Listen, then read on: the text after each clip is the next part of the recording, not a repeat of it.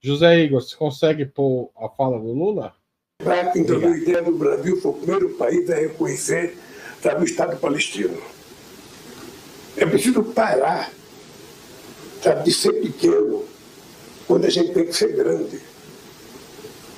Sabe, o que está acontecendo na faixa de Gaza com o povo palestino não existe em nenhum outro momento histórico. Aliás, existiu quando Hitler resolveu matar os judeus. Então não é possível que a gente possa colocar um tema tão pequeno, sabe? Você deixar de ter ajuda humanitária. Quem vai ajudar a reconstruir aquelas casas que foram destruídas? Quem vai distribuir a vida de 30 mil pessoas que já morreram, 70 mil que estão feridos? Quem vai devolver a vida das crianças que morreram, sem saber por que estavam morrendo? Isso é pouco para mexer com o senso humanitário dos dirigentes políticos do planeta? Então, sinceramente, sabe, ou os dirigentes políticos mudam o seu comportamento com relação ao ser humano, ou o ser humano vai terminar mudando a classe política. Obrigado, José Igor. A minha pergunta é: Lula tem razão? Que, aliás, é uma hashtag que está rolando no Twitter e por aí. Ou o Lula exagerou, errou a dose e passou a linha vermelha, como disse Netanyahu? Maria Carlotto. Não, eu queria começar dizendo que essa fala do Netanyahu é uma ameaça. É gravíssimo, é gravíssimo. E eu não entendo porque o Lula não foi o primeiro, assim, diante, porque o Netanyahu reagiu, depois de ter chamado, né, lá atrás o Brasil de anão diplomático, curiosamente reagiu 5 minutos depois, quase em tempo real, dada a gravidade e a seriedade e a importância dessa fala do Lula. Veja, como eu interpretei a fala do Lula, né? O que ele diz? Primeiro, é um chamado, né, a uma transformação da governança global, em nome dos direitos humanos universais e como princípio, né, inegociável. Então, é de um humanismo muito profundo. Como ele estava, né, falando, dando nome, o nome correto ao que está acontecendo, né, que é chamar o ataque de Israel, né, a reação de Israel ao 7 de outubro de genocídio, e é genocídio porque tem conteúdo de limpeza étnica, que, aliás, como já até foi dito aqui, foi reconhecido pelo Tribunal de Haia, então não tem muito o que, acho que, questionar.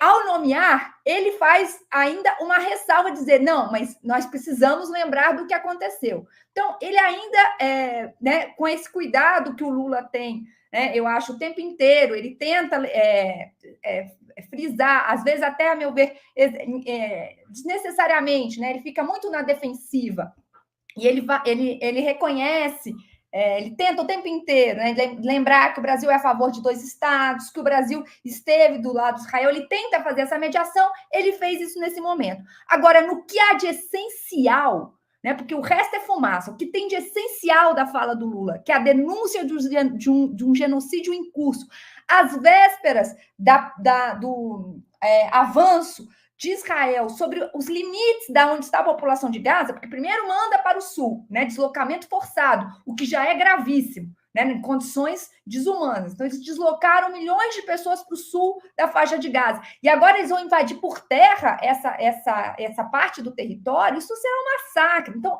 a fala do Lula, né, a meu ver, foi correta, veio no sentido absolutamente correta, e ele tem razão de denunciar tanto um sistema de governança global incapaz de defender efetivamente a vida das pessoas, os direitos humanos, né, enfim, os direitos fundamentais, quanto a gravidade do que está acontecendo na iminência do que pode vir a acontecer. Então, foi o momento correto, e quero frisar, dele ter feito isso em território africano, eu acho que foi de uma força, né, de uma dignidade, porque um mundo verdadeiramente multipolar, com uma governança transformada, né, e não esse engodo de sistema internacional, passa pelo reconhecimento dos pequenos, e é isso que o Lula está fazendo. Esse é o sentido da fala dele. Foi de humanismo, de uma dignidade ímpar.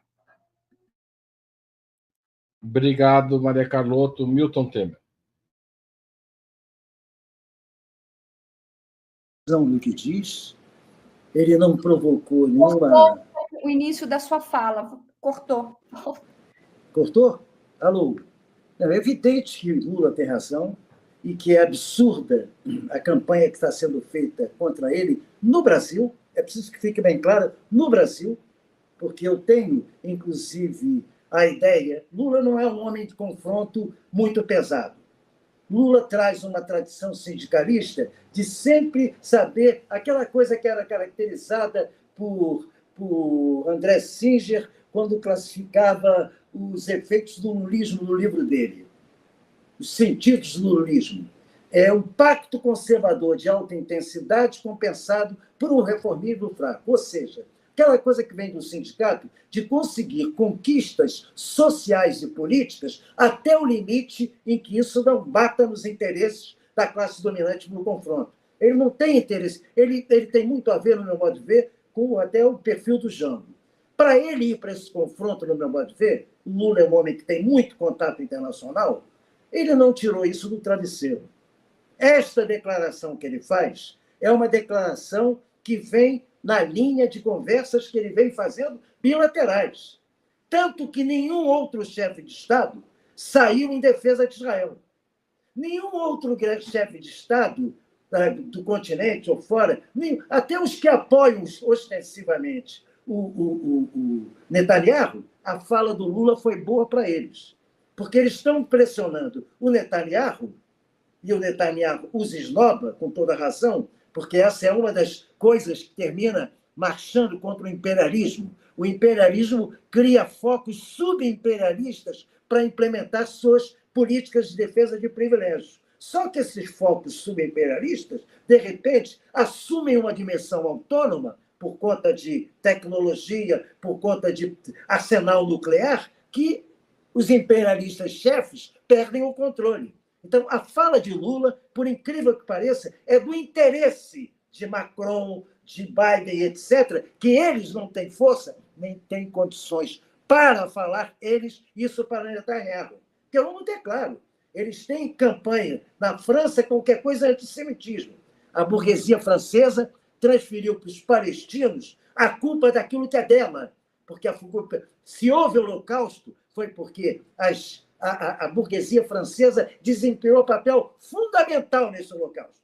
Ela deu cobertura, apoiou e, na melhor das hipóteses, se omitiu diante daquilo que as tropas nazistas de ocupação fizeram contra os judeus. E mais, Petain toma a iniciativa de entregar judeus aos campos de concentração antes de ser apertado para isso pelas tropas de ocupação. Então, esta burguesia canalha transfere para os palestinos aquilo que é culpa delas. E os seus governos, evidentemente, operam nessa lógica. Então, eu tenho muito claro que Lula não fez isso destrambelhadamente, como se pretende colocar. Nem fez nenhuma ofensa. Ele fez algo que corresponde à necessidade internacional de combater o genocídio que está sendo cometido em Gaza, porque isso vai se voltar contra todos os outros que deram apoio para os ataques iniciais. Obrigado, Milton. Valério Arcari. Lula tem razão. Evidentemente, o que nós estamos assistindo hoje na faixa de Gaza é uma segunda Nakba, é uma segunda catástrofe, é um cataclismo humanitário. Nós estamos falando de mais de 30 mil mortos, 70 mil feridos. Nós estamos falando da destruição de 85%, quase 9 em cada 10 construções na parte norte da faixa de Gaza. E 70% de Gaza já foi demolida. Nós estamos falando das residências, mas nós estamos falando das escolas, dos hospitais, das ruas, das comunicações, de tudo. Ou seja, a faixa de Gaza, que foi, durante décadas, um campo de refugiados a céu aberto, que são...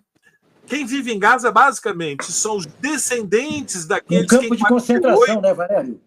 Um campo de concentração a céu aberto. Um campo de concentração. Veja, são os descendentes da Nakba, da grande tragédia, da grande catástrofe, que foi a expropriação da terra e a limpeza étnica do povo palestino, que ficou refugiado nessa estreita faixa em frente do Mediterrâneo. E, portanto, nós estamos diante de uma segunda Nakba, talvez pior do que a primeira. Depende da métrica que nós vamos usar, mas é uma tragédia que já está escrita nos livros de história.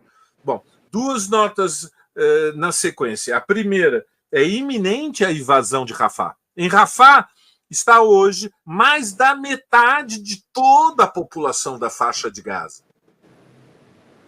E uma invasão terrestre, o seu desfecho é imprevisível, Haroldo. Nós podemos estar falando de mais dezenas de milhares de mortos nas próximas 2, 3 semanas. Netanyahu, o sionismo, hoje é um governo de extrema-direita com um impulso neofascista a dizer as coisas como são. A utilização de uma das máquinas de guerra mais poderosas do mundo para empurrar para o Sinai centenas de milhares de pessoas. Terceira nota, o Egito já está construindo os acampamentos refugiados. Este fim de semana foi noticiado em toda a imprensa internacional, no Guardian, no New York Times, no Le Monde, já foi publicado. O Egito já está construindo os acampamentos, Haroldo, para receber a população que vai ser empurrada para fora da faixa de Gaza, fugindo desesperadas, porque o seu destino é ou morrer debaixo do bombardeio e da invasão das tropas por terra, ou a fuga em massa na direção do deserto, na direção da península do Sinai. Então, é neste contexto que nós podemos, com lucidez e honestidade, avaliar o significado da declaração do Lula. Lula, neste momento, se elevou como nunca nos 5 governos do PT a uma estatura gigante diante do mundo. É o principal chefe de Estado que está dizendo basta, basta, basta o genocídio. É um orgulho para toda a esquerda brasileira o que Lula declarou ontem. E agora, com a retirada do embaixador, é preciso um passo adiante, romper relações diplomáticas com o Estado genocida, sionista, que utiliza métodos neofascistas. Não há mais o que preservar nas relações com o Estado de Israel. E não se engane, embora a tragédia de uma derrota histórica ameace a causa palestina, o destino de Netanyahu será implacável. Porque os tiranos, os monstros, é uma questão de tempo, serão derrotados. E todos os que perderam a vida, o seu sangue estará na bandeira do povo palestino, e a bandeira vermelha de toda a esquerda mundial. Nós nunca perdoaremos, nunca esqueceremos. Grande Lula.